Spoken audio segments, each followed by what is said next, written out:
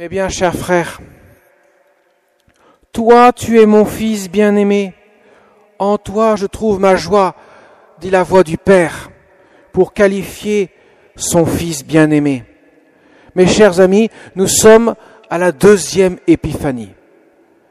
La première, nous l'avons vu dimanche dernier, les rois mages sont venus se prosterner pour adorer le Fils de Dieu et lui offrir de l'or, de l'encens, de la myrrhe, qui qualifiait son identité et sa mission. Et aujourd'hui, nous fêtons la deuxième épiphanie qui a lieu 30 ans plus tard, lorsque Jésus descend dans les eaux du Jourdain pour être baptisé par Jean le Baptiste. Jean le Baptiste va reconnaître celui qui vient à lui, lui demandant « Mais c'est pas moi qui dois te baptiser, c'est plutôt l'inverse. » Non, il faut accomplir ce qui est juste, car je dois justifier, je dois rendre juste les hommes devant le Père par l'offrande de ma vie. Ça signifie cela. Je dois, par les eaux du baptême, vous sanctifier. En descendant dans les eaux dans l'eau du Jourdain, je viens rendre saint et juste l'homme devant le Père, parce que je prends tout sur moi, tous les péchés de tous les hommes, de tous les temps, afin que l'homme puisse être sauvé. Mes chers amis, c'est le commencement du ministère du Christ, de la vie publique du Christ. C'est le commencement de sa mission. 30 ans, il a été caché à Nazareth, vivant dans l'ombre, pourrait-on dire, de Marie et de Joseph. Et voilà que maintenant, sa vie publique commence. Mais il fallait que le Père authentifie. Il fallait que le Père affirme que cet homme-là, c'est son Fils, le Fils éternel. Tu es mon Fils bien-aimé. En toi, je trouve ma joie. En toi, j'ai mis tout mon amour. Ainsi, la voix du Père se fait entendre. La colombe, signe de l'Esprit Saint, repose sur la tête de Jésus. Et Jésus est baptisé. La Sainte Trinité est manifestée avec clarté, pourrait-on dire. Enfin, clarté, manière de parler. Enfin, Jésus commence. Parce que le Père rend témoignage. Jésus l'a dit lui-même, mon témoignage ne serait pas valide. Le Père me rend témoignage. J'accomplis la mission que le Père m'a confiée. Tout ce que je fais, je le fais parce que le Père me donne de le faire.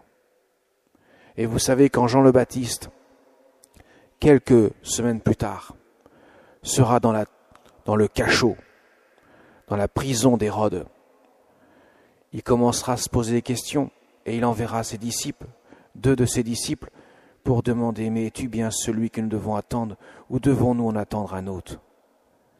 Et Jésus n'aura pas d'autre réponse que celle de dire « Eh bien, allez dire à Jean le Baptiste, les boiteux marchent, les aveugles voient. » La parole de Dieu est annoncée aux pauvres.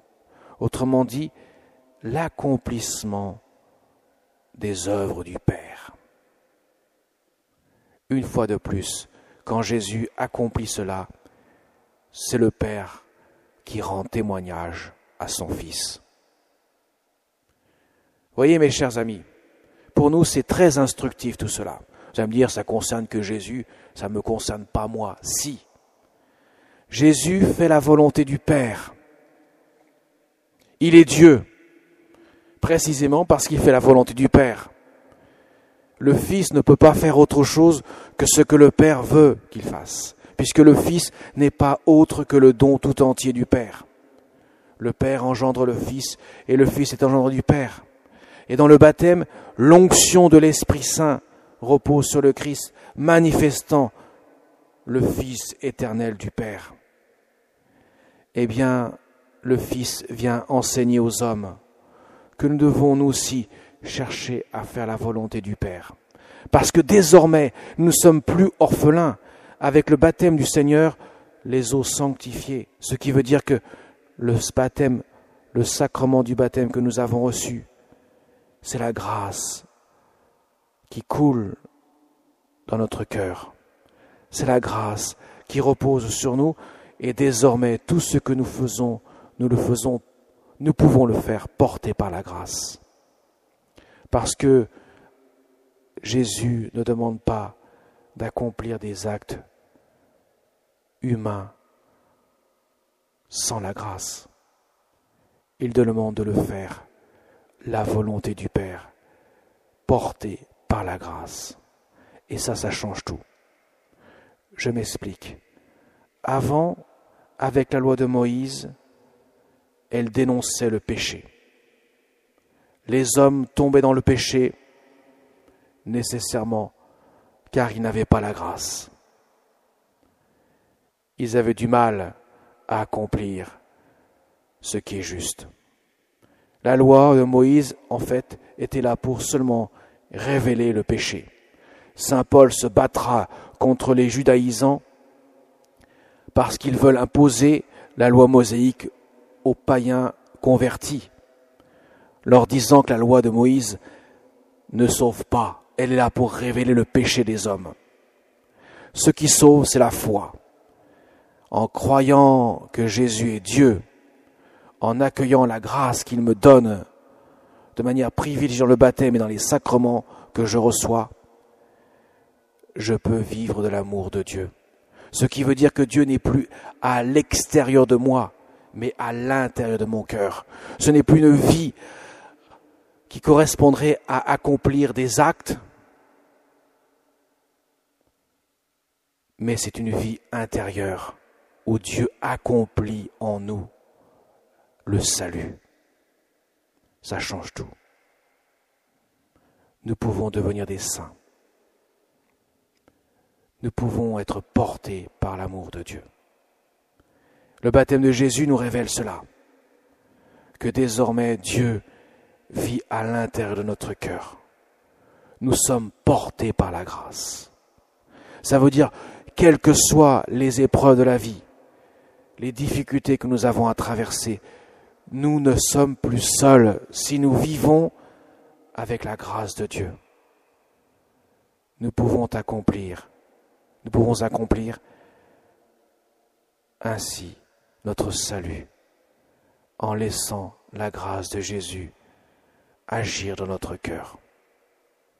Mes chers amis, aujourd'hui nous fêtons aussi un grand saint, Saint Hilaire, le patron de ce diocèse de Poitiers. Ce saint révèle aussi par sa vie que la grâce de Dieu a imprégné toute sa vie, l'a imprégné au plus profond de son être, de telle sorte que ce n'est pas lui qui agit, mais c'est Dieu qui agit en lui. De même, mes chers amis, la Sainte Vierge Marie, elle qui sans cesse médite et contemple l'œuvre de Dieu, son cœur vit à l'unisson avec celui de Dieu. Et comme elle l'enseignera aux enfants, à Fatima, en leur demandant de prier le chapelet chaque jour, en offrant des sacrifices pour la conversion des pécheurs, pour consoler le cœur de Jésus et le cœur immaculé de Marie. Ou à Pontmain, mon fils se laisse toucher. À Lourdes, pénitence pour dire, ouvrez votre cœur. La grâce de Jésus veut couler abondamment dans votre cœur pour que vous puissiez faire toutes choses portées par son amour. La sainteté, c'est cela. Laissez Dieu agir dans mon cœur. Et ce baptême du Seigneur que nous fêtons aujourd'hui nous donne la source. Jésus vient donner la source de la grâce. Celui-ci, mon Fils bien-aimé, écoutez-le. Il nous enseigne toutes choses. Et non seulement nous l'écoutons, mais nous sommes portés par l'Esprit Saint à l'écouter, de telle sorte que ce n'est pas une parole humaine que nous entendons, mais la parole de Dieu qui imprègne ainsi notre vie et qui peut transformer notre vie, notre cœur, pour que nous puissions dire, comme saint Paul aux Galates, ce n'est plus moi qui vis, c'est le Christ qui vit en moi. Amen.